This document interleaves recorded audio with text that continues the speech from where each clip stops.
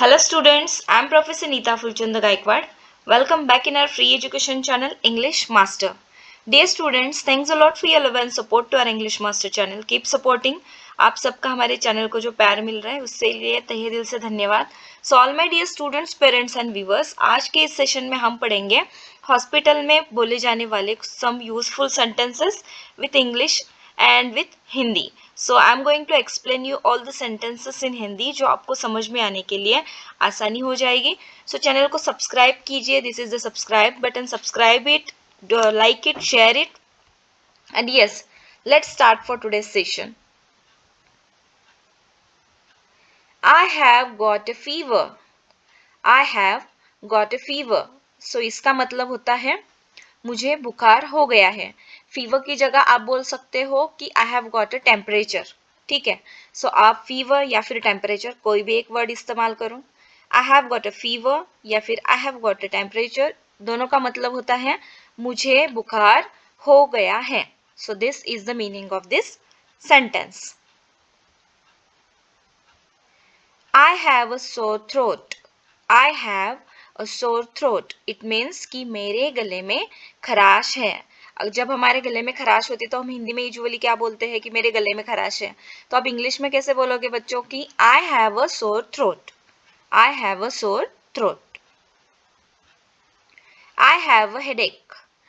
I have a headache. It means what कि मेरे सिर में दर्द है. हम हिंदी में बोलते हैं कि मेरे सिर में दर्द है, तो आप इसको क्या बोलेंगे इंग्लिश में? I have headache. I have been feeling sick. I have been feeling sick. इसका अर्थ है बच्चों मैं बीमार महसूस कर रहा हूँ या फिर मैं बीमार महसूस कर रही हूँ. अगर आपको ऐसा लग रहा है कि आपकी तबीयत ठीक नहीं है तो आप कैसे बोलोगे कि I have been feeling sick. I have been feeling sick. My joints are aching. My joints are aching. इसका मतलब है बच्चों कि मेरे जोड़ों में दर्द हो रहा है.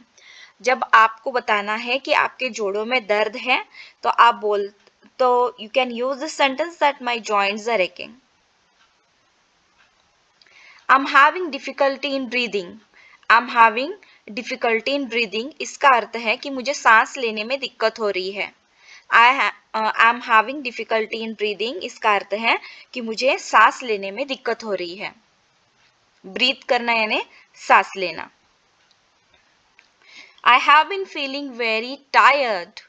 I have been feeling very tired. इसका मतलब है कि मुझे बहुत थकान महसूस हो रही है. जब आपको ऐसा लगता है ना, आप बोलते हो कि मैं बहुत थक गया हूँ, मुझे बहुत थकान महसूस हो रही है. So you can say I have been feeling very tired. I'm allergic to antibiotics. I'm allergic to antibiotics. इसका अर्थ है कि मुझे एंटीबायोटिक दवाओं से एलर्जी है. आपको डॉक्टर जब एंटीबायोटिक दवाएं देते हैं, अगर आपको उससे एलर्जी है तो आप क्या बोल सकते हो कि I am allergic to antibiotics. मुझे एंटीबायोटिक दवाओं से एलर्जी है. I am diabetic.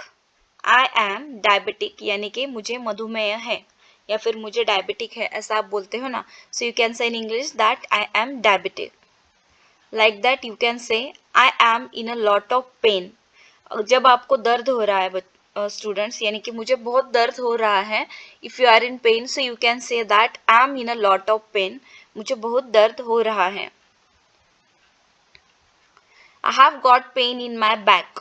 I have got pain in my back. इसका मतलब है कि मेरी पीठ में दर्द है. हम हिंदी में यूजुअली बोलते हैं मेरी पीठ में बहुत दर्द है. सो you can say I have got pain in my back. I have a runny nose. I have a runny nose. इसका मतलब है कि मेरी नाक बह रही है. मेरी नाक बह रही है. सर्दी की वजह से जब आपकी नाक बहती है तो you can say in English that I have a runny nose. I have a runny nose. I have a baby. I have a baby का मतलब है कि मेरा एक बच्चा है या फिर मुझे एक बच्चा है. I have a cold and cough. I have a cold and cough. इसका मतलब है कि मुझे सर्दी खांसी है. जब आपको सर्दी खांसी दोनों भी एक साथ आती है सो you can say I have a cold and cough. So मुझे बता दीजिएगा कि आज के इस सेशन में आपको ये जो हमने यूजफुल सेंटेंसेस बताए जो यूजुअली हम हिंदी में बात करते हैं, so you have to know how to speak all the sentences in English also.